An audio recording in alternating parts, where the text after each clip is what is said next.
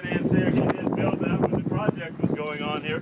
He didn't have much to do with the day-to-day operations or the day-to-day construction of the building, but he did sign all the checks. So he built himself a nice modern house up there. He does come back to Biosphere 2 a couple times a year for meetings, so he does still stay there when he comes back, still involved in the project. Notice behind me the little white Quonset huts there. Those were the quarantine areas for their critters they brought from all over the world. No doubt the bush babies spent a few days in there before they got put in the sealed building.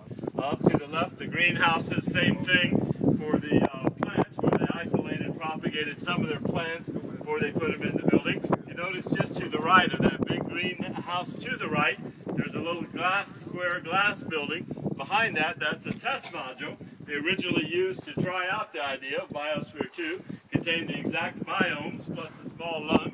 Every biospherian had to spend at least 24 hours in that before they went on a mission.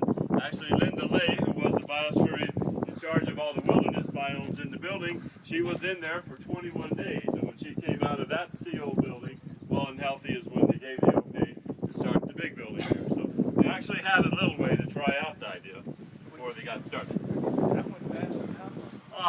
No, it's up there on the hill. Yeah, up there on the hill. That was a little observatory that I think Margaret Augustine, one of the managers, built when she was here. The big flat roof building you see out there, Motorola built that in the 60s. They actually had a conference center here for their executives. And they had a hotel there and then up above. There's a hawk over there. Those are all empty now. In the far distance. They've used the restaurant for a number of years, but no more. Right there, flying. All right, let's head around the corner. We have one more stop.